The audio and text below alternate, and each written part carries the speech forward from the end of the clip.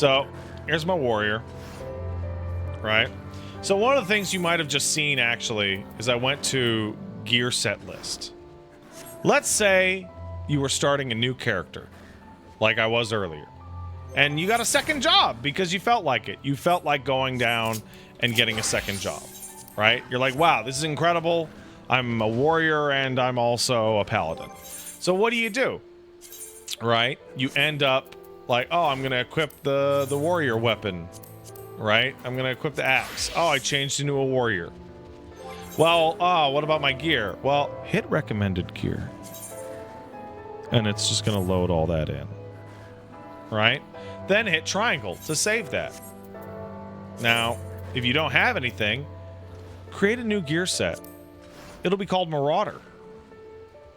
Why? Because there's no job stone. Equip your job stone. Do you see at the bottom of the screen the enormous amount of crossed out moves? These moves don't exist. It's because I haven't played Marauder since fucking A Realm Reborn. Fracture's been gone for 10 years. That shit doesn't exist. Put your job stone on. It's really important. Anyway, then hit triangle to save it. Hey, look at that. You have a gear set. Now, you have a gear set that you can use. What's the purpose of the gear set? Well, if, I don't know, you have a bunch of gear sets, you can... Hold on a second. For example, say there's a lot of classes you like to play. Like, you like to play tanks.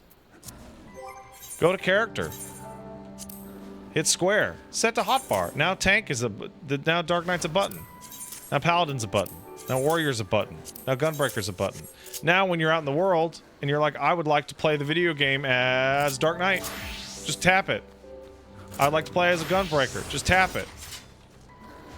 It's useful.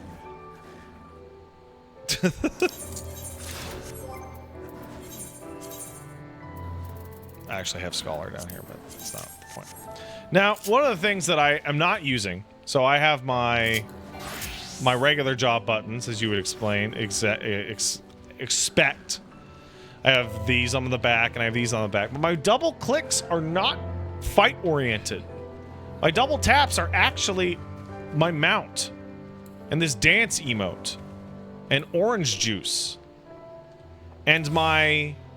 macro that doesn't work, which tells everyone I'm watching the baby, so I might freeze. It's stuff like repair everything, desynthesis, take materia out. Basically, all the little things that I would like use all the time but aren't like fight related. However, you might have noticed also.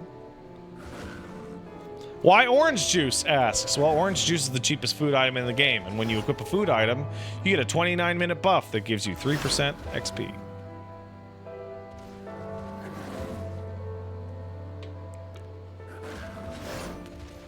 How do you change which hotbars double tap targets? Is it under hotbar settings? It is under hotbar settings.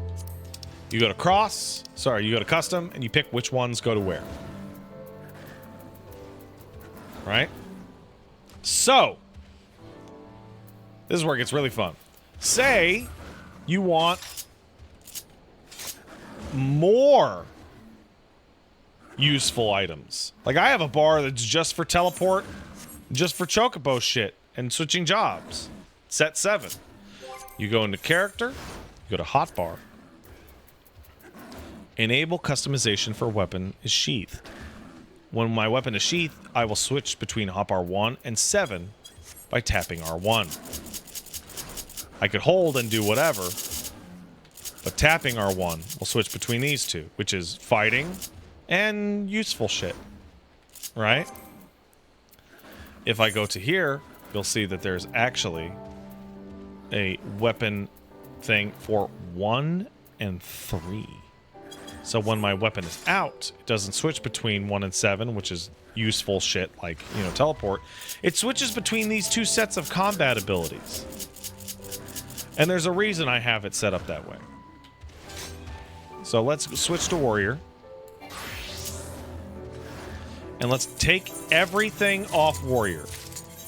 every single thing off warrior.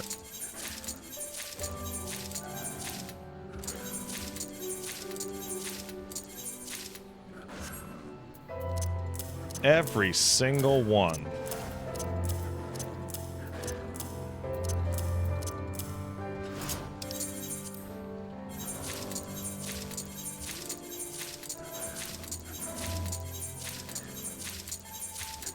Now this part is going to be primarily tank focused because I'm a tank main, but it does work for every class.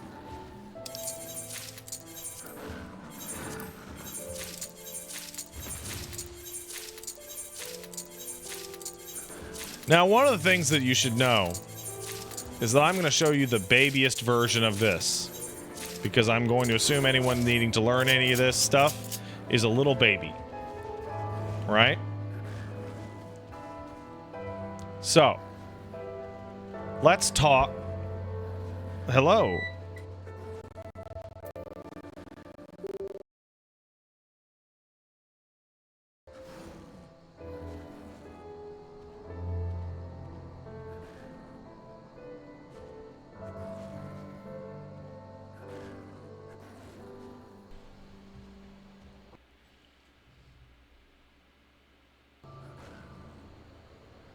Whoa.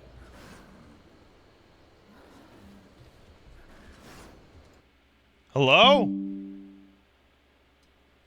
Are we still here?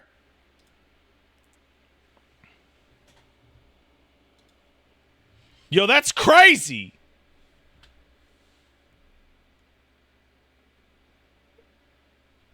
I got a brown out and I'm still logged in!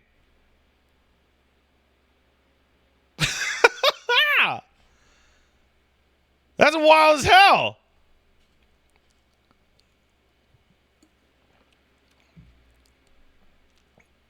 My camera never died? So you got to see, like, the flashing lights and shit?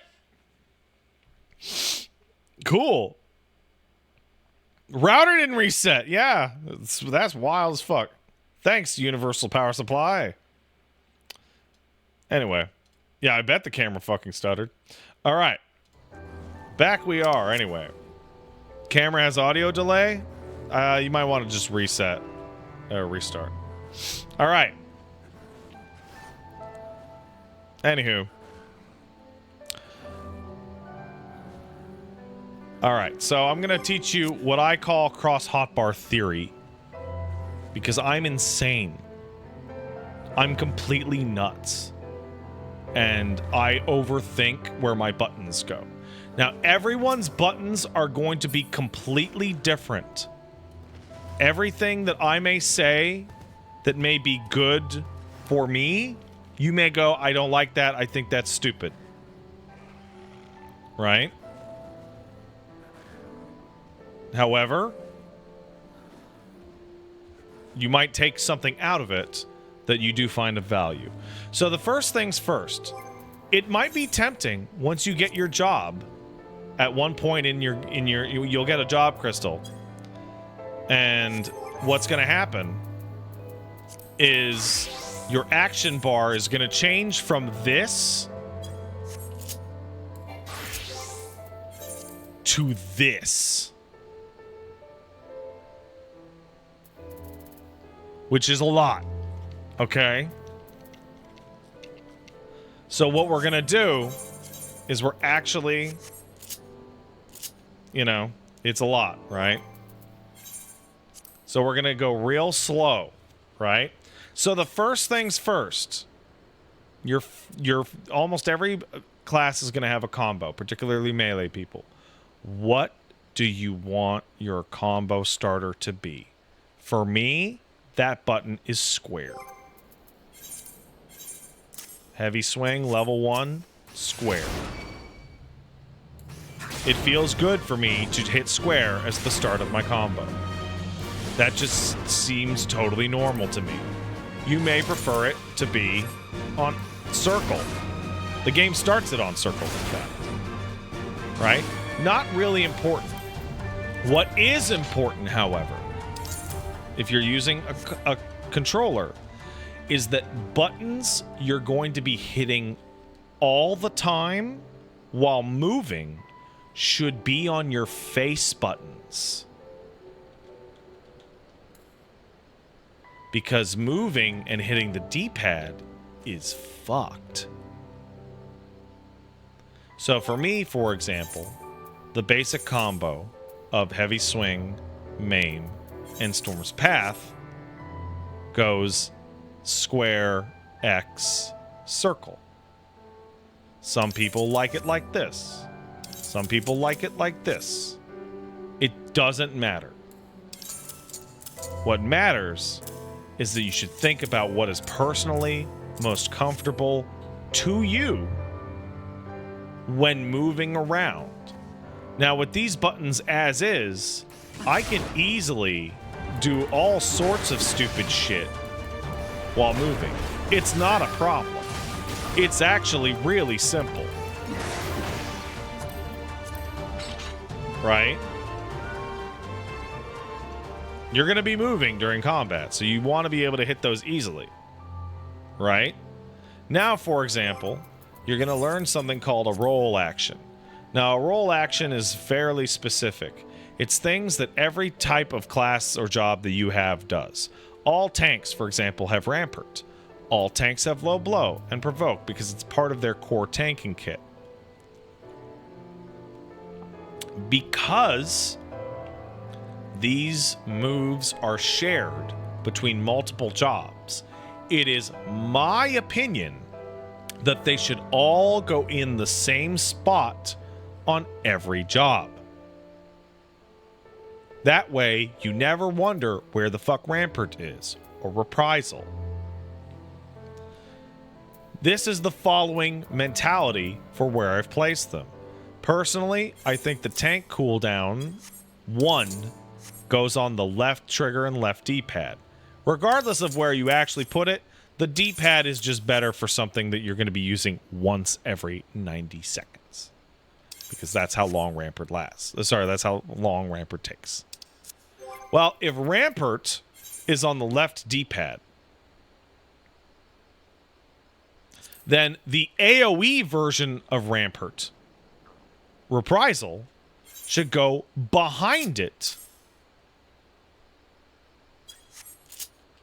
into left trigger, right trigger. So it lives behind it in the same spot. But since Reprisal is now hidden, we're going to have to drag it down so we can see it. So now we have Rampart, and now we have Reprisal, and we can see it. Well, similarly, low blow and interject are essentially the same move. The difference is that one interrupts and the other stuns. Interject is more useful than low blow is, but they both essentially do similar things. So interject would go on the right D-pad, and low blow would go on the back right D-pad. And again, because low blow is now no longer visible, we're going to have to put it down there so you can see it. How's an interrupt better than a stun? Cooldown? Interrupts in FF14 are designated by a specific iconography on the enemy that says you can interrupt this, and it's guaranteed, whereas a stun is more of a general purpose thing that starts getting resisted all the time.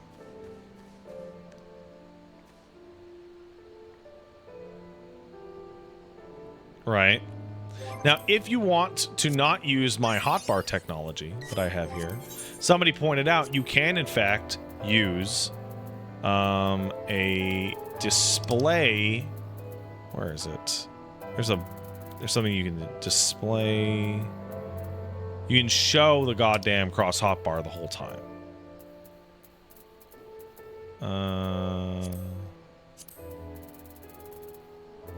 Always display. Right? That's actually, ironically enough, showing the wrong one.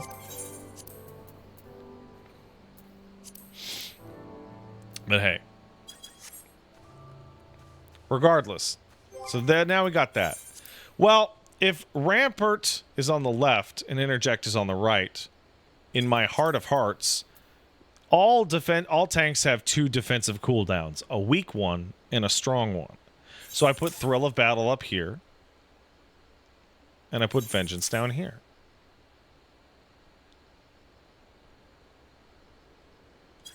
Now we go down to roll. And wouldn't you know it, Arm's Length has some anti-knockdown stuff, but it also has a slow when enemies hit it. So it's kind of like Vengeance. And like so, we put it over here. Now I forget what's actually on the top. Ah, right. So, I have my cooldown up here, Thrill of Battle. Well, tanks all have an AoE cooldown. For Warrior, it's called Shake It Off. And look at that. I now have it set up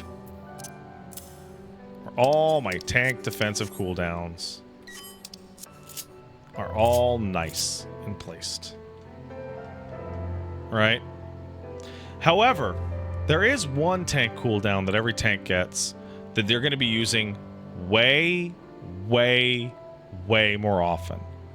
That's your primary defensive cooldown. For Warrior, it's something called Bloodletting. Now, you get it pretty late. Before that, I think it's called Nascent Glint. As a result, I have a special place for this. I have a big button to put it. Oh, it's called Raw Intuition later? Thank you. The biggest button of all.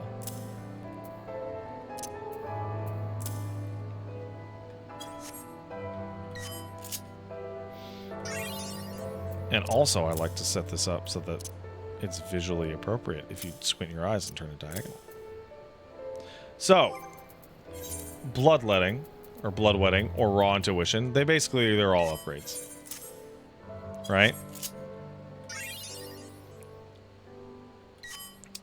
It's going to live with in the back with these defensive cooldowns. So I can hit it, and that nice 24 is going to show up all the time. So you know, there's a Sheltron equivalent for Paladin, Blackest Night for Dark Knight, as well as... I don't know what the goddamn Gunbreaker one is. But regardless. Right? Alright, so now we've got our defenses. But you're a tank, right? Heart of Corundum and Storm, right? You're a tank. What about Shirk and Provoke? And also, why the fuck would you use Shirk and Provoke? Well, let's go look at what Shirk and Provoke are, because they're really important, and they're poorly used. So, Provoke is something you cast on an enemy and go, hey, look at me, fuckhead! Stop attacking the other tank! Look at me! Hit me now! The reason why you would do that is if, one, somebody fucked up and pulled aggro on something they shouldn't have and you need them over in your face right now. Or two, which is much more commonly, the boss hit your friend, the other tank, with a move that will kill them if it hits them twice. So they get hit once, you hit Provoke, and go, hey, no, hit me the second time with that. And then everybody lives and is happy. Your friend, while you provoke, decides to shirk, which makes the boss extra mad at you instead.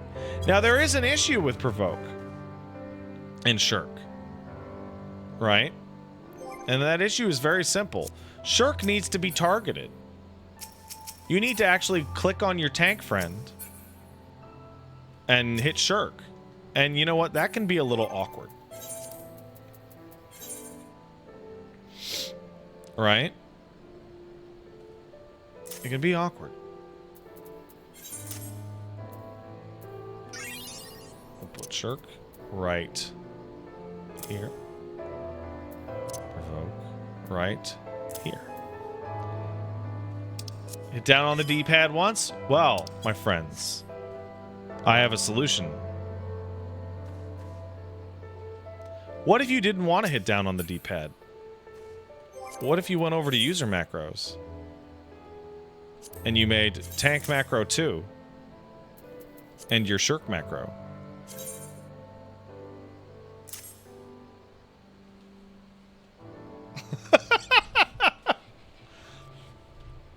What if you made it so that when you want...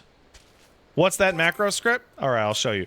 What if you made it so that you wanted to hit a button and would always go on the second person? Yeah, I'm gonna need to...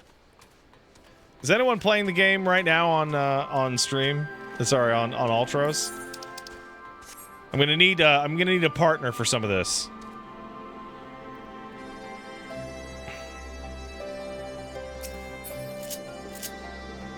Can you all come out here where I'm at Castrum Oriens?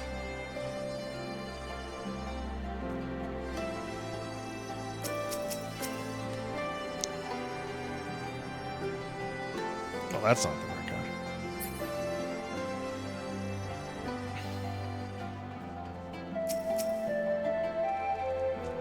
Great.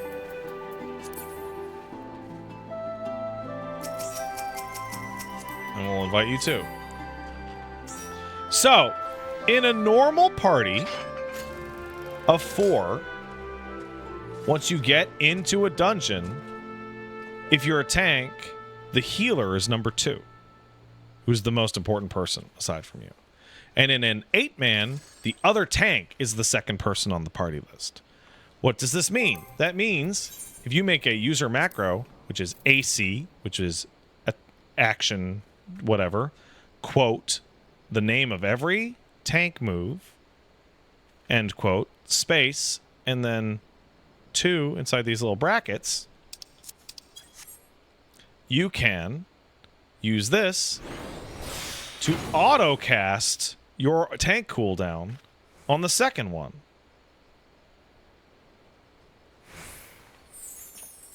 And when your tank, you're having to do shirks and shit, what you end up doing is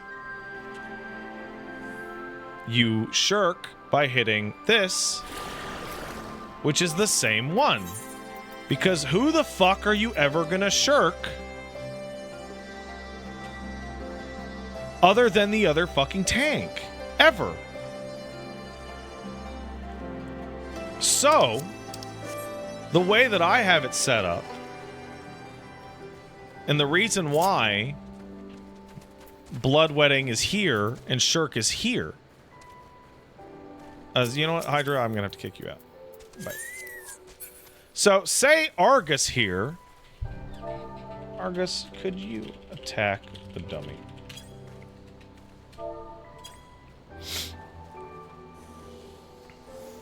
So, Argus is going to start fighting the dummy. We're going to pretend that this is the fight, right? So, Argus is about to get hit by a big old tank buster. So what do? Well, I'm going to use my defensive macro on him and then hit provoke. That's why these two are next to each other. Bam, bam. If I'm the person getting hit by the tank buster, I would use my defensive cooldown on myself and shirk. Bam, bam.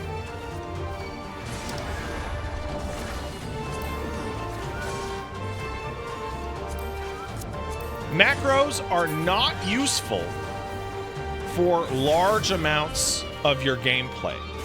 They don't flow well into other buttons. They have delays.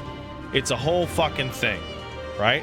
But for specific, rare use cases, they can be fairly useful. For example, thank you very much, Argus. For example, if I was a healer, like a white mage. No, if I was a healer like a scholar. Oh, I'm technically in combat right now. Reset enmity on that. There we go. If I was... Oh, Kaima was Argus? Cool. If I was a scholar, for example. There's a million buttons for Scholar. Don't worry about it right now. Okay? The important one that you need to know right now is something called Sacred Soil. So Sacred Soil is a really simple move. Right? The deal with Sacred Soil is that it... where's Sacred Soil? Sacred Soil lets you put down a bubble, which will protect from damage. So if I wanted to do so, I would then enter into this interface, where you can move the ring, or you can reset the ring's position. It's a whole thing. So I would have to hit that twice, like so. Right? I mean, it works. I'm not the biggest fan. Or you could do the Sacred Soil targeting macro, in which you cast it. So this the notation here is cast it on your target, or just cast it on just me, which leads to this situation. If I'm targeting something and I hit Sacred Soil, just right on it. Like, I don't know, the boss. Or the tank if I was healing the tank.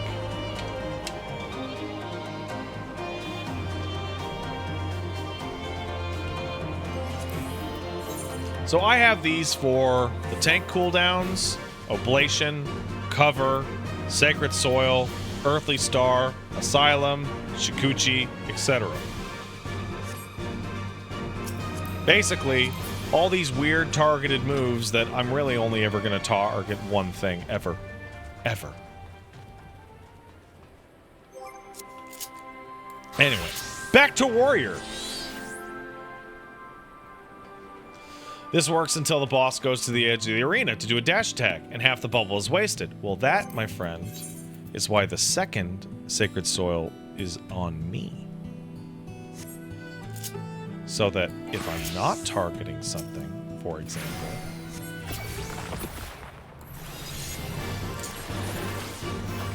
it just pops right on top of my body.